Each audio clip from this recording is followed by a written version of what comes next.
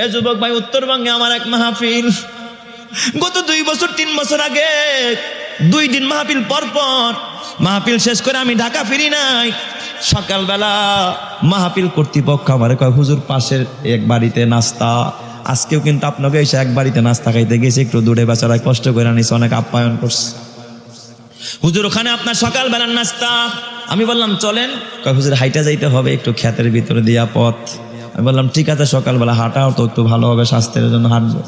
কুয়াশার চাদরে ঢাকা পৌষ মাস, যখন আমি যাচ্ছিলাম 2 পাশে বাঁশ বাগান আর কলা বাগান আর সুপারির বাগান। হঠাৎ আমি কিছু দূর যাওয়ার পরে দেখি বাঁশের বেড়া, তাকায় দেখি অনেকগুলো গণকবর। জিজ্ঞাসা করলাম, কয় হুজুর এটা কবরস্থান। এটা কবরের পাশ দিয়া, কবরস্থানের পাশ দিয়া যাচ্ছিলাম আমি, পিছনে পিছনে ওরা আমার আগে আগে হাঁটতেছে। কিছু দূর যাওয়ার পরে হঠাৎ দেখি নতুন একটা কবর, ওই কবরের পাশে এই এতটুকু একটা বাচ্চা, 9 বছর কি 10 বছর বয়স হবে, একটা বাচ্চা হেফজখানায় পড়ে। এই বাচ্চাটা একটা কবরের পাশে দাঁড়ায়া মোনাজাত দিয়া চোখের পানিতে বুক ভাসাইতেছে। 7 সকালবেলা ফজরের পরের দৃশ্য। ওই দিক দিয়ে কমিটির লোকজন তারা আগে আগে যায়, তারা তার ভ্রুক্ষেপ করে নাই। আমি একটু দাঁড়াইলাম, দেখি বাচ্চাটা কি করে, আমার মায়া লাগছে। যেহেতু আমার মাদ্রাসার বাচ্চা, হোক আরেকজনের মাদ্রাসা, কিন্তু সে তো আলেম, সে তো মাদ্রাসার ছাত্র, আমার মায়া লাগছে।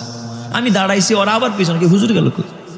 এই দিক দিয়ে দেখি সত্যি বাচ্চাটা এমন ভাবে কাঁদতেছে, ওর ভিতরের কান্না মানে শরীর কাইপা কাইপা ডেস্কি পাইরা কান্না কেন ওরকম কাঁদতেছে। আমি বলছি নিশ্চয় এই দোয়াটা কবুল দোয়া। আমি চুপ করে পিছে পিছেও যেন না দেখে, ওর পিছনে আমিও হাত তুলে ফেলছি, কারণ জানি ওর দোয়া আল্লাহ কবুল করে ফেলাইছে। সুবহানাল্লাহ কোন সবাই। আমার হাত তোলা দেখা আমার সাথে যারা ছিল এরাও হাত তুলছে, কেউ আওয়াজ করে না। দেখি বাচ্চাটা কি করে, কবরের পাশে দাঁড়ায় দাঁড়ায় বাচ্চারা দোয়া করতেছে, এমন জোরে কাঁদতেছে। বাচ্চারা হাত দিয়ে এইভাবে মুখ চাইবা কাঁদতেছে। যদি ওর মুখের ভাষা বুঝি না, তবে এতটুকু বোঝা যায় বাচ্চাটা কবরবাসীর জন্য কাঁদতেছে। অনেকক্ষণ, প্রায় 1-1.5 মিনিট 2 মিনিট কান্নাকাটি করলো। এরপর চোখটা মুইসা দেখি লুঙ্গি দিয়া চোখ মুছতেছে, আর পিছনে ফিরতেই দেখে আমাদেরকে দাঁড়ানো। অমনি আমি তার হাত ধরলাম, বললাম বাবা তোমার নাম কি? কয় হুজুর আমার নাম আব্দুল করিম। আমি বললাম আব্দুল করিম তুমি কি করো? কয় হুজুর আপনি যে মাদ্রাসার মাহফিল করছেন, এই মাদ্রাসা আমি নাজেরা বিভাগে পড়ি হুজুর, নাজেরা পড়ি, নাজেরা। এই বছর কোরআন শরীফের সবক নিব হুজুর, আমি হেফজখানায় উঠবো আর কি। আমি বললাম আব্দুল করিম এইটা কার কবর? তুমি কার কবরের পাশে দাঁড়ায় এইভাবে কাঁদো? আব্দুল করিম, আব্দুল করিম বুকটা বাঁচায়া কথা বলতে পারে না। আমার ডাক ডাক ওস্তাদ, এটা আমার বাবার কবর, গত 1 সপ্তাহ আগে আমার বাবা ইন্তেকাল করেছে।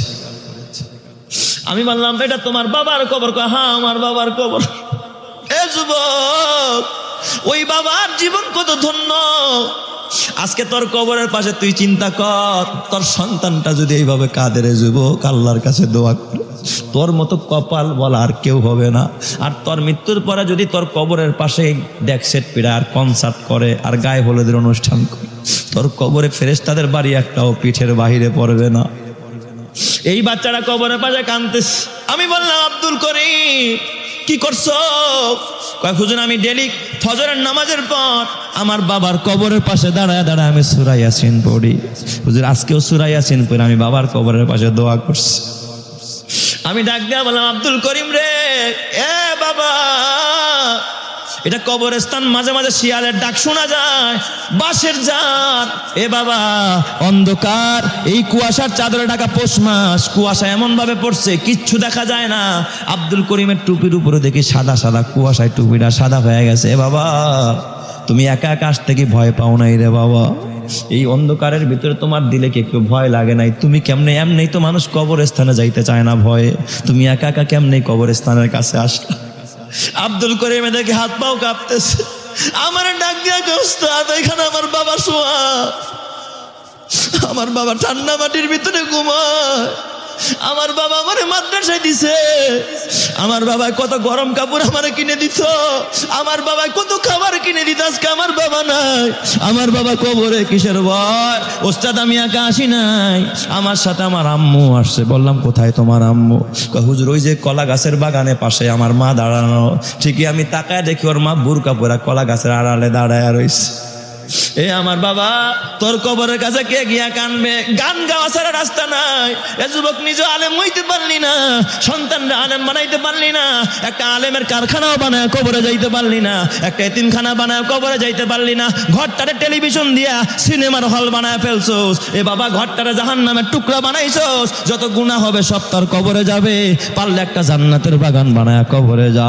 এখানে যত নেক আমল হবে সব আল্লাহ তোর কবরে পৌঁছাবে। জোরে কানা আমিন। আজকে হাবেজ সাহেব আমার বড় কষ্টের সাথে বলতেছিল, হুজুর বৃষ্টি আসলে পানি পড়ে, টিন নাই, প্রায় 10-12 বান টিন লাগে এই মাদ্রাসার জন্য, হেফজখানার জন্য। তোর বাবা, তোর সন্তান জাজিমে ঘুমায়, খাটে ঘুমায়, তোর নিচে তো সুখ, উপরে মশারি। হেফজখানার বাচ্চারা যায় দেখ কত নরমাল একটা ফ্লোরের মধ্যে এক মশারের নিচে ফার্মের মুরগির মতো একত্রে ঘুমায়। আলাদা খাট নাই, আলাদা জাজিম নাই, আলাদা কোনো তোষক নাই। গরিব মানুষ কত কষ্ট করে পড়াশোনা করে, ওরা কোরআন পড়ে, ওদের বরকত আল্লাহ জমিনটা কাঁপায় না। তোর বাড়িতে আল্লাহ পাক আযাব গজব পাঠায় না, নাইলে তোর সন্তান যেই গুনাহ করে আযাব গজব আসার কথা ছিল। এ যুবক ভাই, আজকে ওদের জন্য ঘর না বানায়, যেই সন্তান দাঁড়ায় প্রস্রাব করে তার জন্য মোজাইক করা বাথরুম বানালি, শিকন কাঠের খাট কিনলি, তার জন্য সোফা কিনলি। করা তো দরকার ছিল এদের জন্য, এরা তোর আখিরাতে কাজে লাগবে, এরা তোর সুপারিশ করবে।